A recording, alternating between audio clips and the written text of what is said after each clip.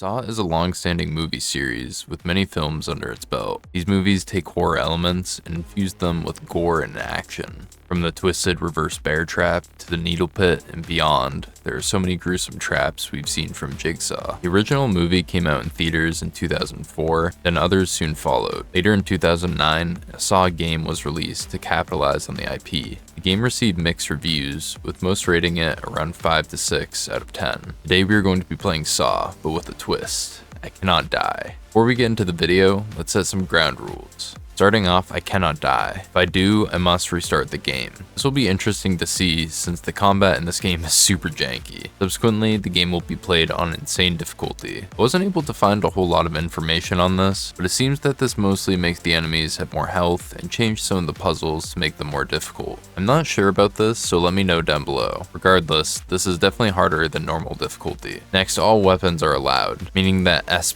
tiered table leg we are able to use. Afterwards, I must beat the game.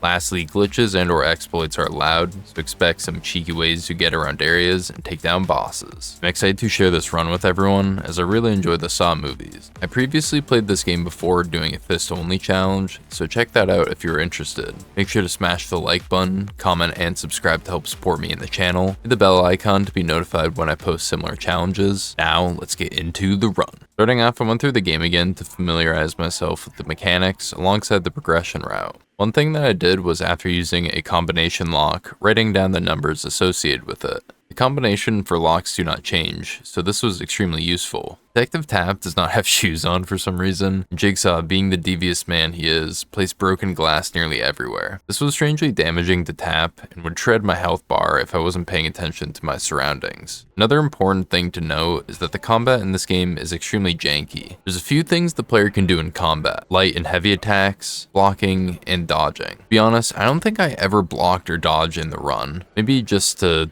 test it out in the prep playthrough. I'll find a clip and show it here if I did, but it is snail slow, and you don't have iframes, it seems. Puzzles in this are just as brutal as the movies, more so for the player's sanity. Finding the 74th coupler puzzle is really fun, trust me. Sarcasm aside, there are some really cool and unique traps. I'll talk a lot more about each zone later once I attempt runs, but for now I want to lay everything out. There are 7 zones in this game, with 6 out of the 7 focus on saving an individual connected to Tapp's life. The last thing I'll say before we get into the attempts is that this takes place between Saw 1 and 2 for those who are interested. Once I went through the game and felt I had a good grasp on where I need to go, what to do, I started the first run. At the beginning of the game, a cutscene will play, and then the player will have to remove a reverse bear trap using various QTEs. Once freed, there's a combination lock with a passcode on the bathroom stalls. Since we have already gone through noting the various lock combinations, we were able to easily progress. Entering a room, we find it covered in nail bombs, and a timer starts to slowly tick down. Detective Tapp, being a man of action, needs to search this needle-infested toilet. This is easily the weirdest yet funniest thing in this game. You will see this come up more than a few times throughout the run. Hello, Detective Tapp. I place broken glass everywhere for some reason. Make the game harder for you. I guess you could say it's like your life shattered. Yeah, Jigsaw, being this evil man, ended up placing glass nearly everywhere. In most cases, it is easy to spot, but sometimes you notice it when the HP bar is getting destroyed.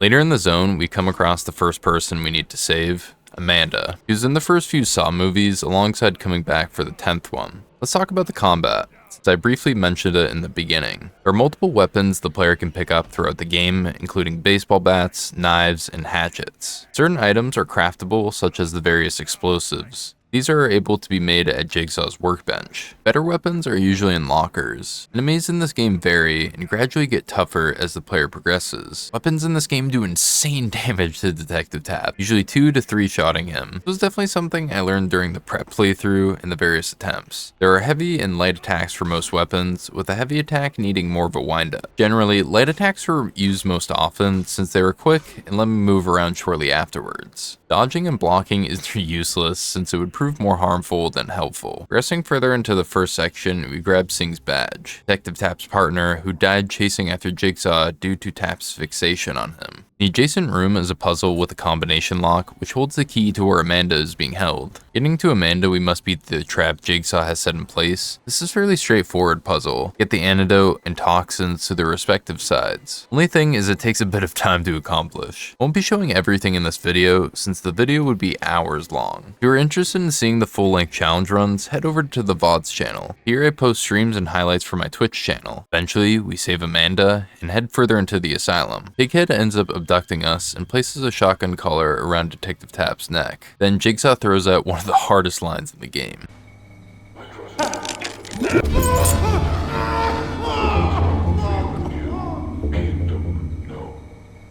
Yeah, this is one thing I have to really praise the game for, but mostly Tobin Bell, who played Jigsaw in the movies and voiced him in the game. Detective Tap and Amanda's voice actors were different from the movies, with the voice actors that played Coach from Left 4 Dead playing Detective Tap and Cortana's voice actor playing Amanda. This is a good point to start talking about the various traps. We've already talked about the enemies in this game, and how much of a nuisance they can be. Well, Detective Tap needs to manage enemies alongside the various traps placed around. One enemy, for instance, when nearby to Detective Tap, will activate his shotgun collar. The closer the enemy is to the player, the faster ours will prime. The further away the player is to the enemy with the shotgun collar, the faster theirs will prime. These enemies I found to be quite challenging. Next, Jigsaw placed various shotgun doors and tripwire traps throughout the level.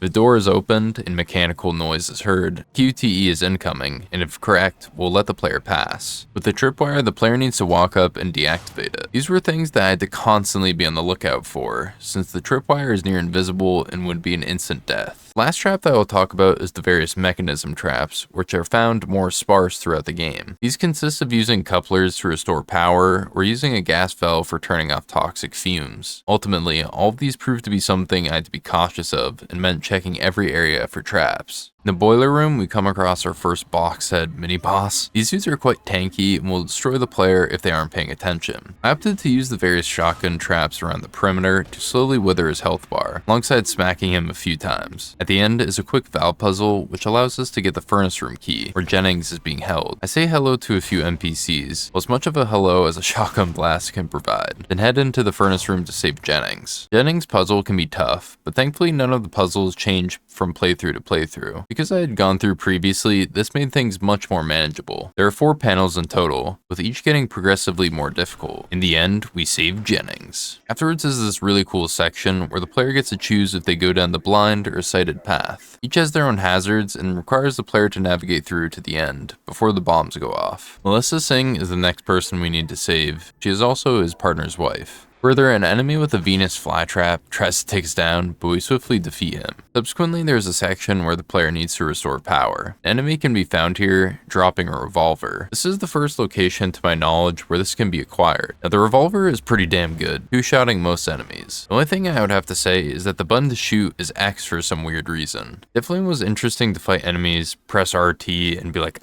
nothing's happening. Grabbing the key from Singh's grave, we are able to now save Melissa. One cool thing I found is there are schematics for the angel trap found in Saw 3 with Carrie. It's nice to see they added this little detail in. Progressing into the chapel where Melissa is being held, we have to save her from this Iron Maiden-like trap. There are 3 panels in total, which the player needs to interact with and complete. The 3rd panel is the most troublesome and also takes the longest. Ultimately, we save Melissa and are that much closer to beating the challenge. In a subsequent zone where the player needs to collect 2 puzzle piece bags in order to save Oswald, a reporter for the local news. His name, like many other characters in this game, are scattered throughout the first few Saw films in newspaper clippings or items in the background. One thing I mentioned briefly was the craftable items. There are 3 that the player is able to make: stun, gas, and bomb traps. I found in my playthroughs the stun to be the best, as it allowed the player to get numerous hits on enemies. These were scarce throughout the run, so I used them only when needed. For instance, with this guy that has a bomb in his hand. Once we complete the puzzle using the 2 bags we acquired, we are able to enter where Oswald is being held. To be honest, this is the most lackluster puzzle in the game. It feels very rushed compared to other traps, which were unique like Melissa's. The device he is in is really cool, but it would have been better if the player had a new puzzle to interact with. The player gets to do 3 coupler puzzles, with the final coupler puzzle being massive. Let's just say this took a while to complete. Sooner or later, we save Oswald. This next area was hectic, as there was multiple enemies, numerous traps, and a gauntlet at the end. We were meant to save Obi, who is a character from the second Saw movie. We have to fight another another box head dude here. Thankfully, I had a few traps left up my sleeve. I find it extremely funny that when you drop the traps, there's no animation. Detective Tap basically just poops it out. At the end is a gauntlet where Detective Tap needs to go through multiple areas before the bombs go off. As the player progresses, puzzles will become more difficult and there will be more hazards. This took some time to go through. I also wanted to be slightly cautious when dealing with the enemies here. Obi is at the very end of the gauntlet. His puzzle was quite difficult. There are 3 valves that the player needs to complete, each successively getting more challenging. This was the most difficult person to save, since these valve puzzles were brutal. Ultimately, we save another person. Now this next zone is super interesting. Usually the player needs to go through and collect 2 light bulbs in order to progress. Collecting both bulbs is a long ordeal and filled with many enemies. Fortunately for us though, the main stage is blocked only by a combination lock, rather than a key being needed. Because of this, we were able to bypass a lot of this zone. Jeff is the final person we need to save. This is a memory game with various images needing to be connected to one another. Tape recorders connect with tapes, shotguns go with shotgun shells, and so on. For this puzzle, I opted to play things much more strategically. I created a 4x4 table when I would get into this puzzle, and note the images when I would reveal them. This was a lot more consistent than going from memory. In the end, we saved Jeff, and are now in the final stretch of the game. One of the final things we need to do in this game is defeat Pighead, one of Jigsaw's henchmen. I ended up feeling a bit overconfident, thinking I would be able to run past him without getting smacked. At worst, I would be extremely low on health, while I end up getting one-shotted. One funny thing is you unlock this achievement called Darwin Would Be Proud, which is pretty damn hilarious. It's also let me provide concrete proof that no deaths occurred. Well, at least not in this playthrough. We will need to run things back. And run things back I did. Well, many times in fact. I ended up dying more than a few times trying to complete the run. A few notable things that I found during my attempts. Enemies in this game have to be priority, as they provide more trouble than any trap could. Since enemies have massive health bars, it usually means 2 to 4 hits with a good melee weapon, depending on the enemy. It seems like they also have much quicker recovery time after being hit, so they can whack the player right afterwards. The various traps around the asylum are numerous, but are generally in spots where the player can easily see if they are paying attention. I went more so with a baseball bat and revolver since they proved to be the most effective. Going through the game again, I wanted to change a few things up. First was conserving the revolver ammo as much as possible. I found often I was using ammo on regular enemies or would miss a shot or two. Because of this, I really needed to manage my shots. Second was that I wanted to be a bit more aggressive going through the game, since I knew most enemy and trap placements by this point. I went through saving each person again and taking down enemies along the way. Eventually we get back to where we need to defeat Pighead. This time I also got smacked, but for some reason didn't die. Instead was brought down to very little HP, but at least we were still alive. One super funny thing about this fight, that my fist only challenge, I was able to stagger lock this boss over and over with my fist. I'll show a clip here, but it was just super damn hilarious. Sooner or later I healed up, then went inside the shock ring. I placed a sun trap, then waited for Pighead to enter. Once he was hit, I went outside and activated the trap. With the library key in hand, let's end things with Jigsaw once and for all. In the library we see Jigsaw and he reveals there's one final gauntlet left. At the end, a key can be found where the player can choose freedom or truth. The gauntlet is quite long and challenging. This one section has the most banger soundtrack. You've lost so much, Detective.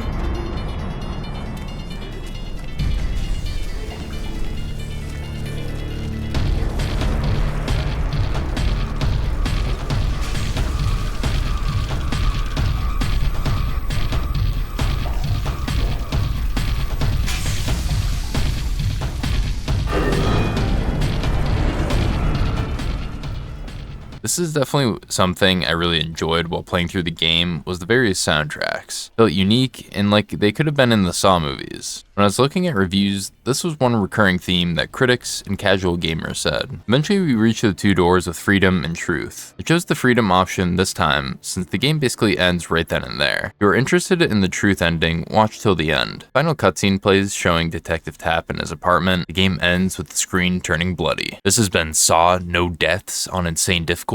This was a super interesting challenge run. Out of the no death challenges I've completed, this would be mid-tiered in difficulty. The challenge really was fighting the game mechanics themselves. It's combat is the main bread and butter to get around. Saw the game is one of my more favorite crappy games to play. It is enjoyable, but definitely not the best made game. Now before I end the video, I want to talk about the movie a bit. I ended up watching the first Saw movie again after completing the challenge run. I did this so maybe when I was writing the script for this challenge, I could talk about it a bit. To be honest, there wasn't really too much to say from the first movie. I talked about the important things that connected to the game like Sing and Amanda. Since there weren't many options to segue into a conversation talking about the movie, I want to dedicate this last bit to that. As I mentioned, I watched the movie, but also watched the various extra clips in the menu. It was interesting to see the first cut that they initially showed. It's a 10-minute film, which was enjoyable to watch. Funny, because it's Amanda's whole arc from the first film. It said, with the writer of the movie. Both writers of the first Saw film came in and actually helped with this game. They helped come up with new traps and write the story. The story isn't the best, it definitely felt like it could have been part of the Saw universe regarding most dialogue, traps, and the setting. Instead of my usual outro, I'll leave the truth ending playing for those interested. Expect to see a Saw 2 video come out in the future. Thank you for watching the video. Make sure to hit the like button, comment, and subscribe if you haven't already. This greatly helps you support me and the channel, alongside pushing the video out to others who may be interested. Try to do something kind for someone today, whether it's a small or large gesture. This is your boy Skilled Fawn, and I'm out.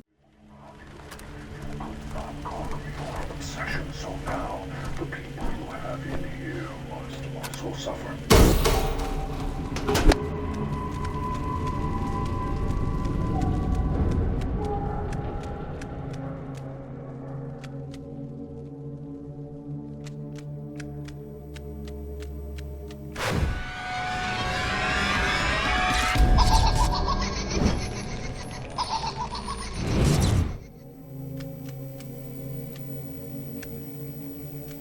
Why didn't you choose your freedom?